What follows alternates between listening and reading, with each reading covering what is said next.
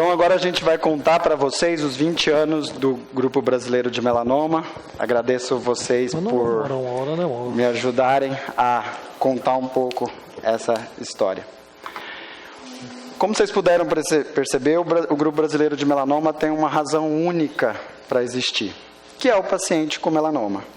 Só que esse paciente ele precisa de muito mais do que um médico. Ele precisa de uma abordagem multidisciplinar integrada.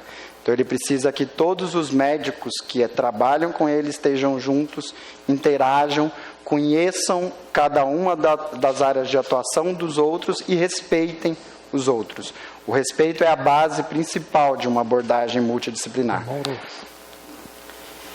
E eu vou convidar vocês agora para fazer uma viagem lá para o começo dos anos 90, quando o Grupo Brasileiro de Melanoma foi criado.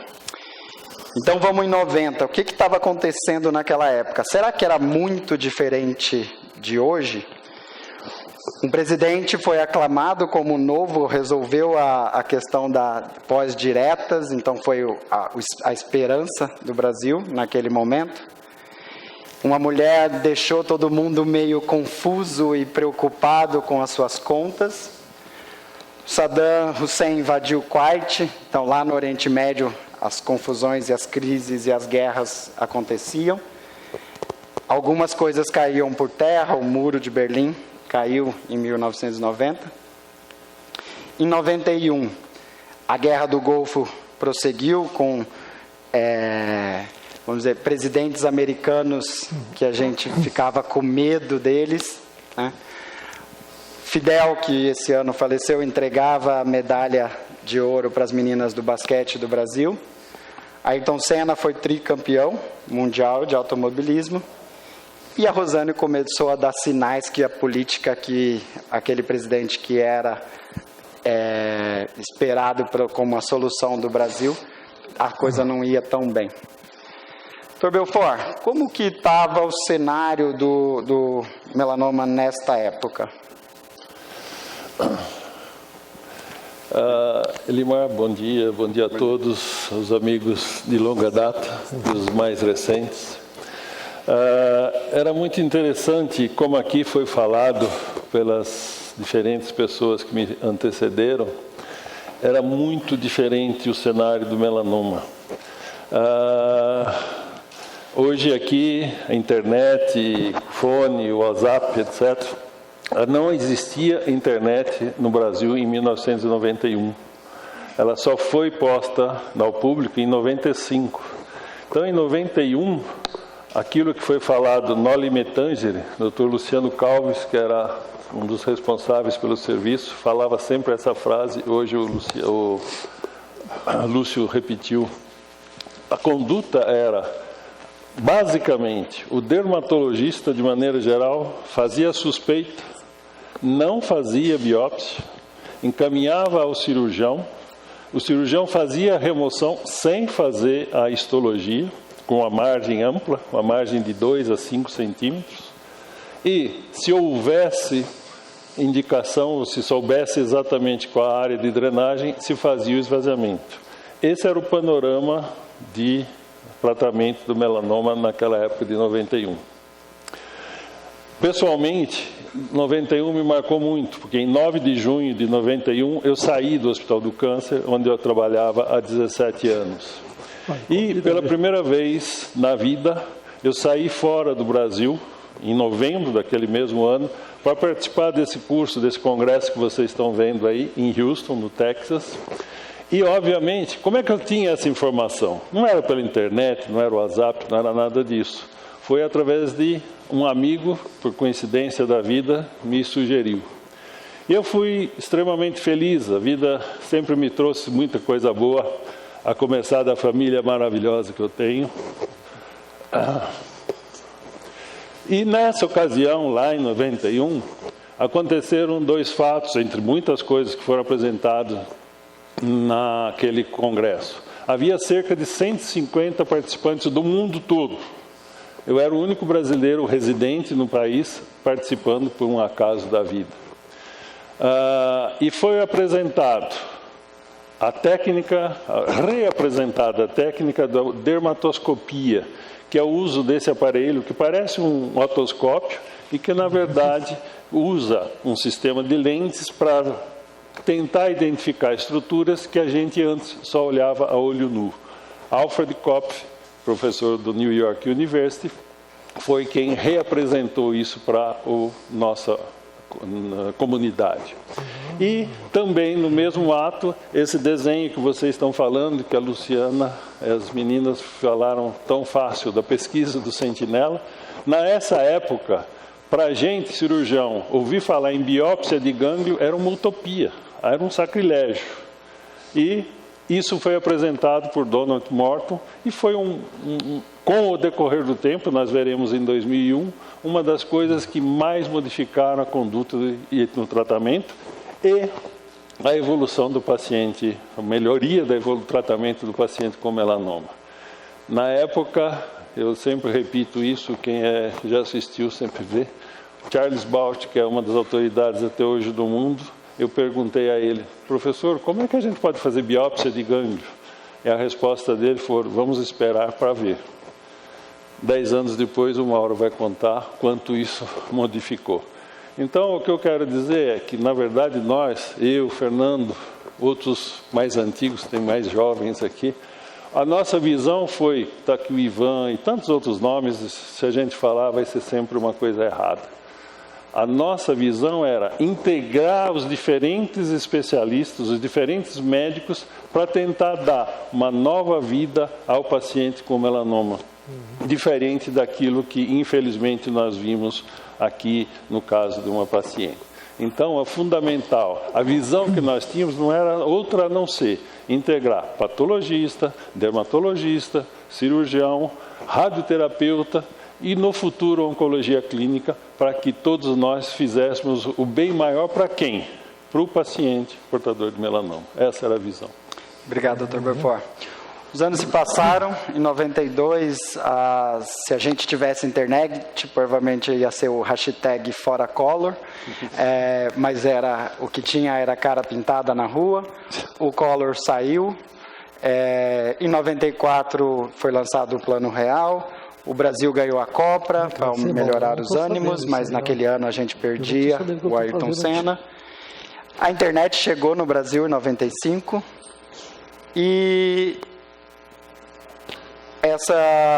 nessa época começaram algumas reuniões de diferentes especialistas interessados em estudar o melanoma e eu gostaria que o Dr. Mauro, primeiro bom dia, contasse um pouquinho disso para a gente.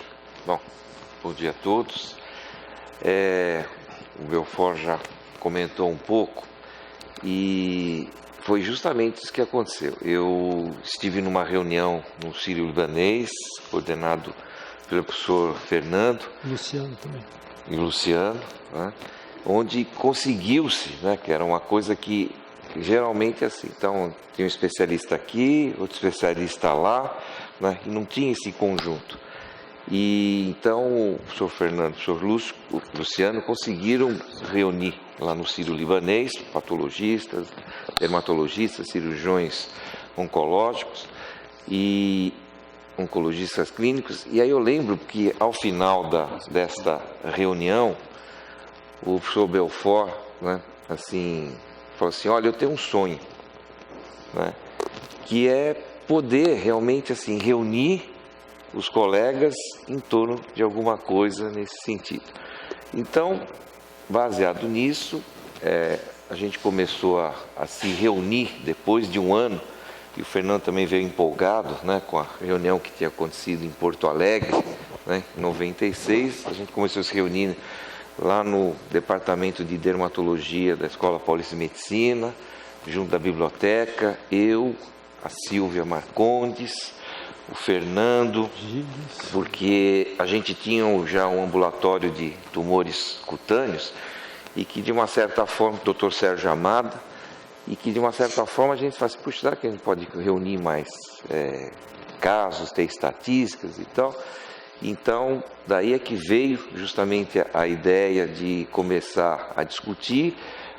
O Beaufort, como ele foi citado, ele foi convidado, então era uma reunião que a gente começou e depois pelo dinamismo, né, quer dizer, do professor Fernando, começou a se convidar outros colegas, né, e aí tivemos, né, quer dizer, a primeira reunião já com vários colegas no Anfiteatro Otávio Ribeiro Rato, isso já quase que no finalzinho de dezembro, quando realmente em 16 de dezembro, ontem, né, quer dizer, de 96 para 20 anos para cá, é que teve a ideia de se formar um grupo, e justamente assim, era um grupo de estudos, quer dizer, sabe, onde não haveria, a princípio, distribuição de cargos e, portanto, não haveria diretoria e outros cargos, só que isso na prática teve que ser mudado, porque para que a gente pudesse, tinha que ter CNPJ, tinha que não sei o quê, e aí que realmente aconteceu, e o professor Fernando foi eleito e indicado, na verdade, né, como o primeiro presidente do Grupo Brasileiro de Melanoma. Obrigado, doutor Mauro. Então, como havia sido falado, inclusive pelo Dr. Lúcio, na sequência dessas reuniões, a gente teve no Brasil a primeira Conferência Nacional de Melanoma, e no dia 16 de dezembro de 1993, com a presença de 53 membros, foi fundado, e essa é a ata da Assembleia Geral de Constituição do grupo. Esses foram os nossos sócios fundadores. Já foi citado o Dr. Lúcio Ângelo Calves.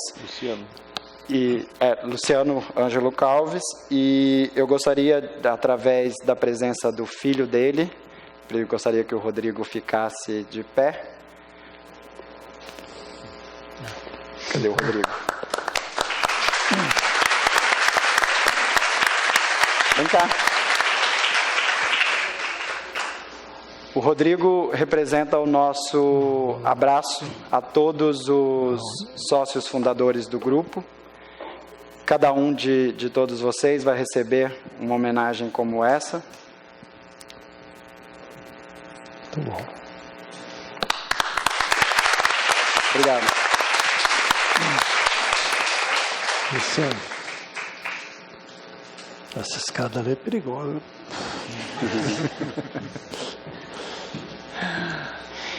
E aí, em 97, o que a gente carinhosamente chama de eterno presidente, Dr. Fernando Augusto de Almeida, assumiu o grupo.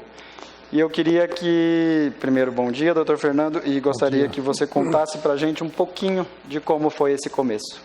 Bom dia, Lemar. Parabéns pela sua gestão, né? Aliás, parabéns a todos os ex-presidentes aqui do GBM, que realmente é uma entidade que funciona maravilhosamente bem, né?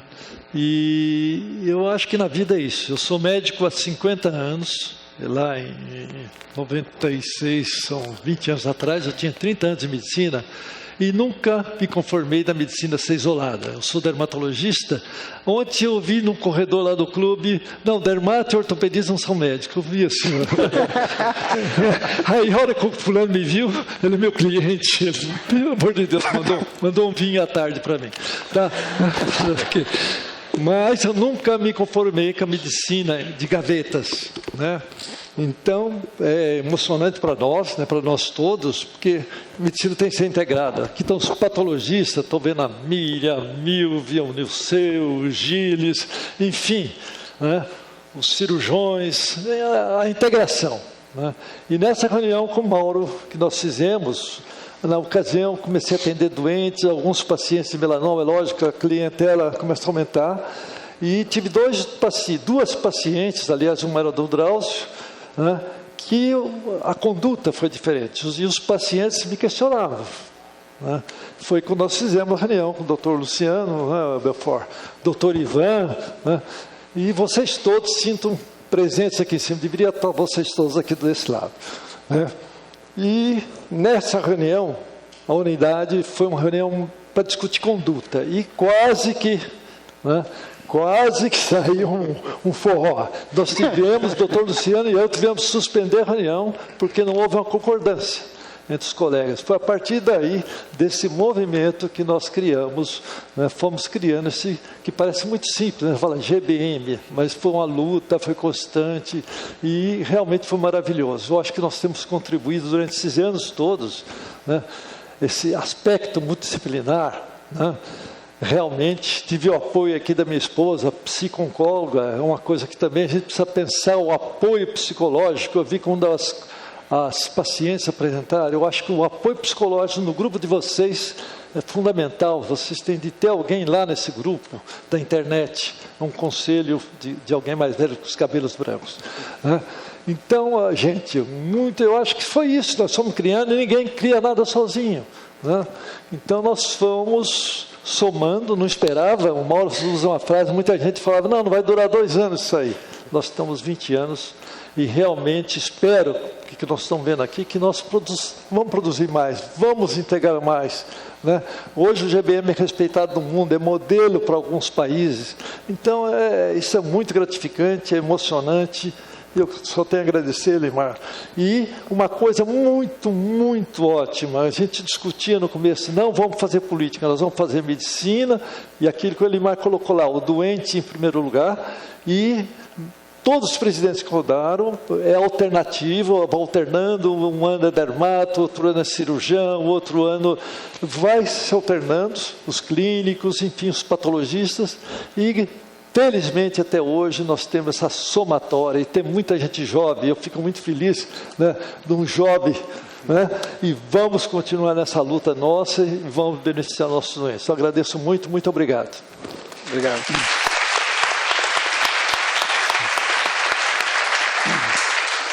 Essa gestão do Dr. Fernando em 97 foi muito importante, porque na verdade ele teve, o grupo teve algumas insights, algumas colocações que foram muito interessantes. Por exemplo, a gente falou, a internet chegou no Brasil em 95 e o primeiro site educativo do GBM já estava no ar em 97. Isso foi um grupo, foi um pioneirismo muito importante do grupo. Esse foi nosso primeiro logo, Grupo Brasileiro de Melanoma, tentando mostrar a unidade em volta do Brasil. Na sequência, a gente manteve as conferências, elas foram realizadas aqui em São Paulo, nos anos que seguiram. A segunda presidida pelo Dr. Fernando, depois pelo Dr. Ivan e depois pelo Dr. Francisco Belfort. Em 2001, nesta conferência aqui em São Paulo, o Dr. Belfort assumiu a presidência do grupo e várias novas coisas foram criadas na gestão, mas ninguém melhor do que ele para contar para a gente. Não, nada além do que a gente... Todos aqui antecederem falam. A função maior nossa era essa, unir os diferentes profissionais, e isso, como o Fernando já falou, a gente tem conseguido, e feliz demais de ver toda a molecada nova hoje se colocando. O Elimar comprou até um terno novo para ser o presidente daqui hoje. Eu estou usando uma gravata que eu não costumo usar, mas foi presente de quando nós estávamos numa reunião em Viena. Então, essa conjunta, essa família GBM é muito importante. Isso é o que a gente tem que contar. Eu só vou frisar aqui que em Veneza, nessa conferência que a gente estava, isso já em 2001, portanto, 10 anos depois daquele 91, foi o GBM apresentado ao mundo através da informática, que não tinha naquela ocasião, já com a ajuda da telemedicina, através do Chao, que eu não sei se está aqui presente ou não, a gente conseguiu e foi apresentado o GBM ao mundo, mostrando a importância de se tentar levantar dados e mostrar o que a gente poderia ou não conseguir. E também nessa conferência, 10 anos depois, lembrando aquilo que eu havia falado, Balti falou que naquela ocasião, numa conferência de 1000 e poucos já, antes eram 100 e poucos, a metodologia do Sentinela foi tão importante que mudou o conceito de abordagem do paciente de melanoma em tudo aquilo que antes a gente conhecia. E essa é a evolução do mundo. O que a gente sabe hoje, que será amanhã. Muito mudou e, felizmente, sempre em favor insistimos, do paciente. Obrigado, Belfort. É importante ressaltar que aqui nessa época foram publicados os consensos de linfadenectomia seletiva e a padronização do laudo anatopatológico, que até hoje a gente segue aqui no Brasil. Em 2003, a 5ª conferência do Grupo Brasileiro de Melanoma aconteceu de novo aqui em São Paulo, com a presidência do Dr. Mauro Nokihara. E nesse ano, em 2003, o Dr. Gilles Landman, que está aqui presente, assumiu a presidência do grupo, onde ficou durante 4 anos. Bom dia, Gilles, e conta um pouco para a gente dessa época. Bom dia a todos. Muito obrigado pela presença de todos. É um prazer enorme ver que tanta gente junta aqui em prol de cuidar dos doentes. Nessa época, quando a gente assumiu, na verdade eu fui chamado a ser presidente, nunca pensei em ser presidente do grupo e fui convidado e achei um desafio enorme, né? Porque primeiro era um grupo extremamente capaz, extremamente ativo e com uma ideia que eu gostava muito, que era a ideia da multidisciplinaridade. Então, nessa época eu fiquei imaginando o que era importante para o grupo de melanoma e talvez as coisas mais importantes que a gente tinha para fazer era dizer para toda a população que era preciso se prevenir de uma doença que poderia ser fatal. Quanto mais cedo a gente diagnosticasse, mais fácil seria o tratamento. Daí surgiu a ideia de se fazer uma campanha nacional que se chamou Campanha Melanoma Proteja-se. E esta foi exatamente a ideia. A gente tem que lembrar que neste momento, e aí o Belfort nos ajudou bastante, porque um paciente, na verdade, uma pessoa ligada a marketing, que foi indicada pelo professor Belfort, que é o Pierre Corren, nos procurou para ajudar a montar uma campanha. E voluntariamente ele nos ajudou a criar um conceito de campanha que fosse abrangente.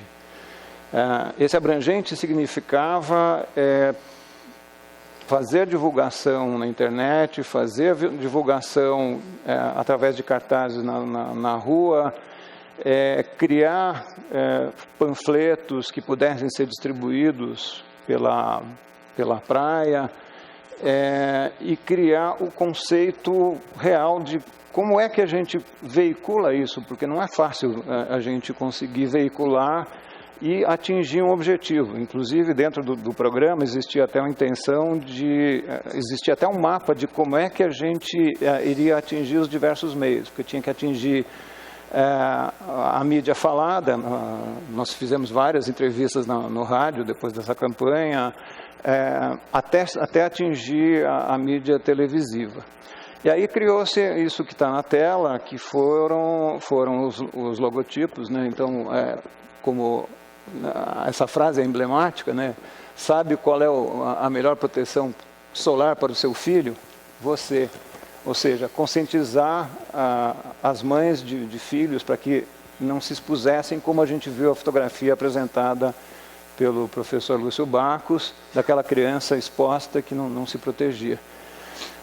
E a partir disso a gente fez uma campanha nacional, foram acho que cerca de mais de 200 mil folhetos. Eu queria só por um minuto fazer uma homenagem a quem muito ajudou a gente, que foi a Conceição da CLC, que eu queria agradecer muito porque ela ajudou profundamente a gente.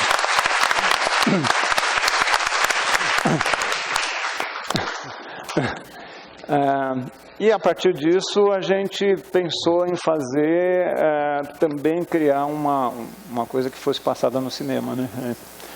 É esse o momento que a gente queria... Vamos tentar recriar esse clima de cinema. Vocês podem apagar as luzes para a gente tentar lembrar o que foi esse momento? Ok. Take care, life is rare. Take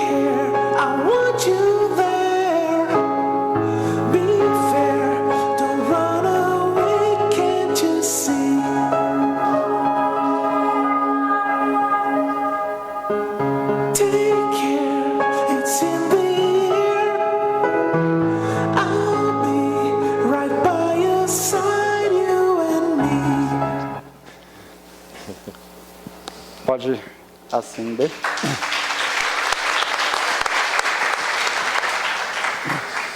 Esse filme foi uma opção muito difícil de ser feita, porque, na verdade, eu fui apresentado a 2 tipos de filmes. Um que era muito nice, e a ideia qual era? A ideia era apresentar esse filme no cinema, antes do filme de verdade.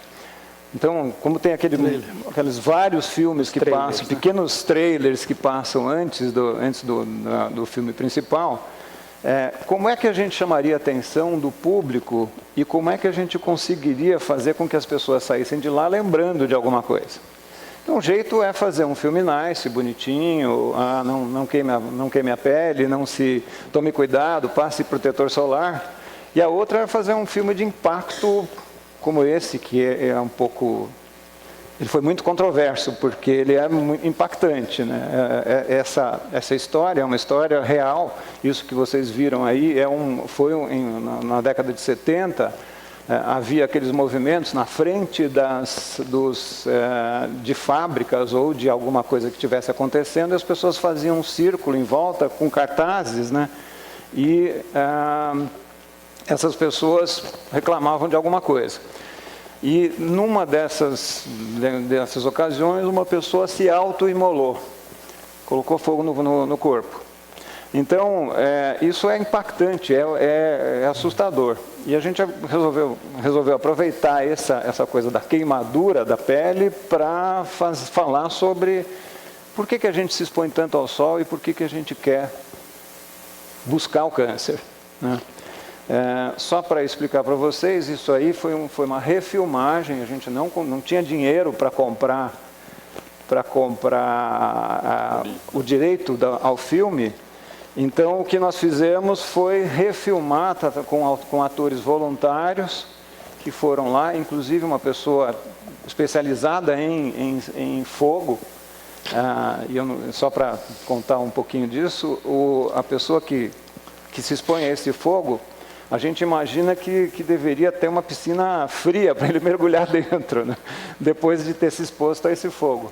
E, na verdade, é o contrário, né? A pessoa tem que abaixar muito a sua temperatura corporal e tem que ter um chuveiro quente do lado, para a pessoa recuperar a temperatura que ela abaixou através de produtos que abaixam a sua temperatura. Então, ele está dentro do fogo, mas ele tem que sair e entrar num chuveiro quente.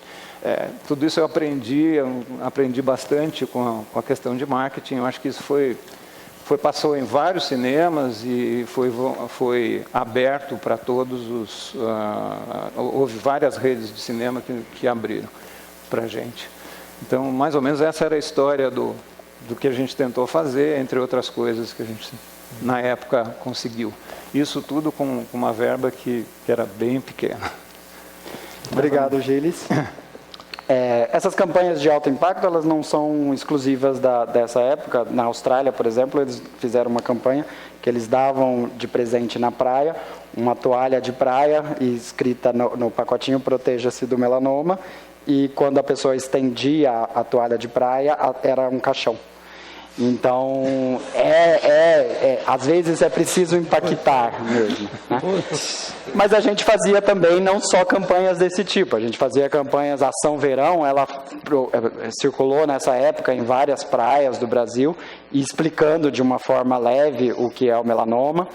Na sequência, em 2005, o Dr. Miguel Brandão tirou pela primeira vez de São Paulo a conferência, depois que o Grupo Brasileiro de Melanoma assumiu, e tentando levar realmente o grupo para ser multicêntrico, né, sair de São Paulo. Em 2007, a conferência, através do Dr.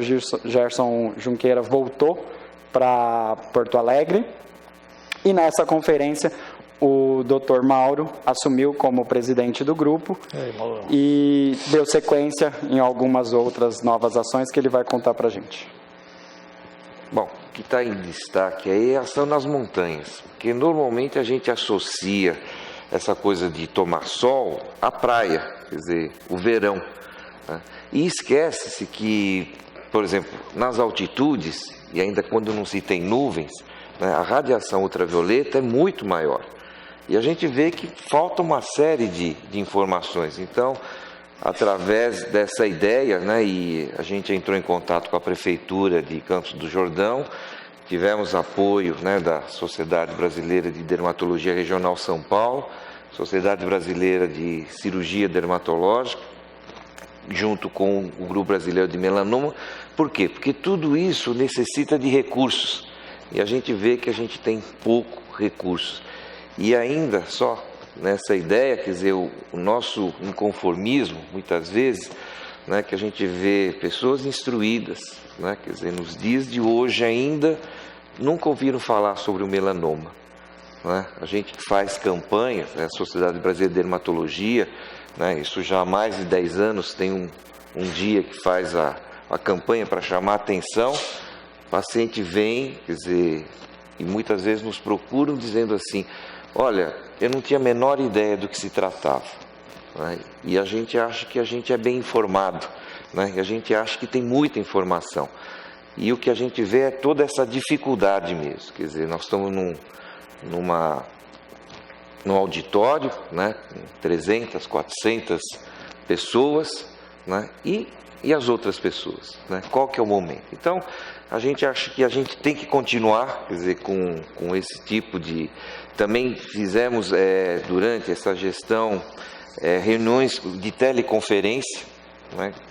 A telemedicina nos foi cedido espaço, quer dizer, para que a gente também pudesse estar fazendo reuniões em outros estados ao mesmo tempo, quer dizer, não só São Paulo. E como está aqui no diapositivo, né, que vocês estão colocando, então aconteceu em 2009, quer dizer, então em 2001 a gente teve uma presença em Veneza, onde a gente mostrou o que a gente chamava de protocolo simplificado, que eram os dados, né, do que eram coletados espontaneamente. E 2009 até agora recentemente era justamente feito pela internet. Então era espontâneo, o outro não, o outro era dirigido, quer dizer, era registro hospitalar. Tá? Então só quem estava no grupo e de forma inédita, quer dizer, conseguiu-se fazer isso, a colocação dos dados de vários serviços pela internet, e isso foi apresentado lá na conferência em Viena, em 2009. Então, acho que é isso. Só queria colocar mais um dado, não se alongando, mas como foi falado essa questão de família, me vem muito a lembrança do meu pai, que ele falava assim, ó: seja honesto e faça amigos. E os meus melhores amigos estão aqui, sabe? Porque a gente tem conseguido fazer a coisa para uma ideia, né? Quer dizer, para um bem comum. Porque eu tenho claro que nós todos vamos passar, mas as obras ficam, sabe? E se a gente conseguir deixar alguma coisa nesse sentido, né, como obra que fica, valeu a pena. Que seja para um, valeu a pena.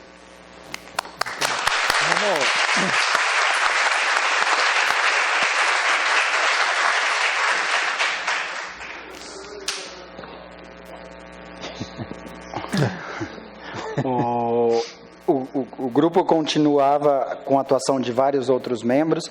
Em paralelo, em 2008, o Dr. Felice Riccardi, lá em Porto Alegre, lançou o programa Sinal de Alerta, em parceria com o SENAC, lá do Rio Grande do Sul, e com o Hospital Santa Rita. Mais um projeto bastante inovador, porque, na verdade, aqui ele começou a comunicar com profissionais ligados à área da saúde e beleza, como manicure, pedicure, esteticista, para falar sobre a existência do câncer de pele e do melanoma, coisa que a gente quer levar para a conferência, como eu havia dito. O Dr. Felice também executou a Ação Verão, lá no Sul, com a parceria com o SESC. E, em 2009, o Dr. João Duprá trouxe de volta a Conferência do Brasileira de Melanoma aqui para São Paulo, na sua 8ª edição. Aqui a maioria das pessoas que vocês conhecem aqui presentes nesse evento. E foi muito importante porque nessa conferência foi lançado o primeiro livro do Grupo Brasileiro de Melanoma, com a autoria do Dr. Francisco Belfort e do Dr. Alberto. O tempo passou, nessa mesma conferência, em 2009, o Dr. Ivan assumiu a presidência do grupo, e nesse momento aconteceu um dos grandes marcos da história do melanoma, como vocês viram hoje, que foi a chegada das drogas para tratamento do melanoma avançado, tanto o ipilimumab, que foi falado hoje, como o vemurafenib, foram aprovados em 2011. Seguimos com uma primeira conferência pós o lançamento dessas drogas, presidida pelo Dr. Carlos Bacauí, aqui também presente, lá no Rio de Janeiro. Então, o interesse da indústria também começou a crescer um pouco em relação, ou melhor, bastante em relação ao melanoma, nesse momento.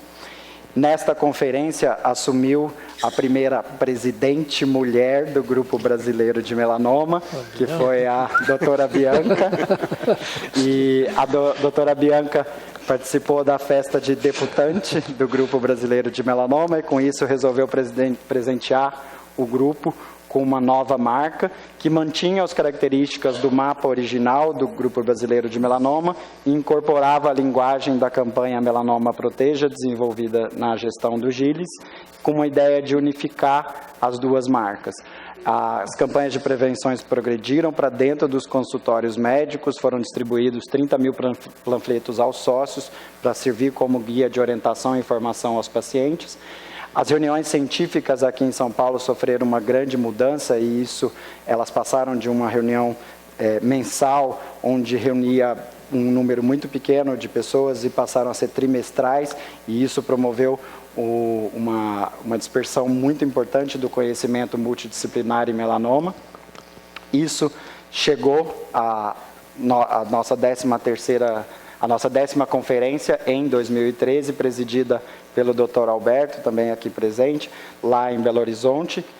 E nessa época, nessa conferência, o Dr. Alberto assumiu a diretoria do grupo e, aproveitando esse momento de expansão das drogas em melanoma, o Dr. Alberto foi muito visionário e pensou na expansão dos cursos de atualização, criando um edital para esses cursos que qualquer associado do GBM poderia solicitar o curso. Isso deu base para que a gente conseguisse fazer um número muito maior. E mesmo nessa ebulição de conceitos, foi publicado o 2º livro do GBM nessa conferência.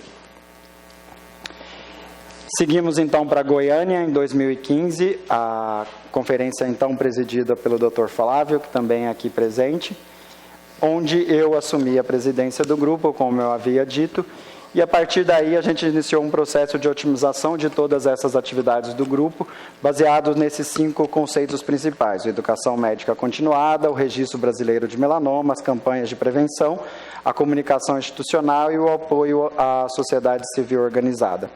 Nós mantivemos e ampliamos as reuniões científicas aqui em São Paulo. O Dr. Alberto criou reuniões científicas regionais, primeira lá em Belo Horizonte. Nós tivemos um número recorde de cursos de atualização esse ano, de 2016, andando pelo Brasil todo. Criamos um novo modelo de evento, simpósio regional, e a gente executou esses eventos em Curitiba, com a organização do Dr. Ézio e do Dr. Carlos, aqui presente, e lá em Porto Alegre, com a organização do Dr. Jefferson, que não está aqui presente, e o Dr. Renato Bacos, que eu não cumprimentei, mas eu acredito que ele está aqui hoje. Está aqui.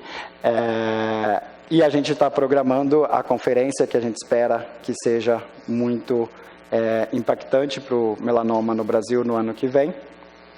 Nós conseguimos, depois de muito trabalho nesses anos todos, publicar um primeiro trabalho com o registro brasileiro com os dados do Registro Brasileiro de Melanoma, e finalizamos o banco esse ano, tentando programar novos trabalhos para o ano que vem.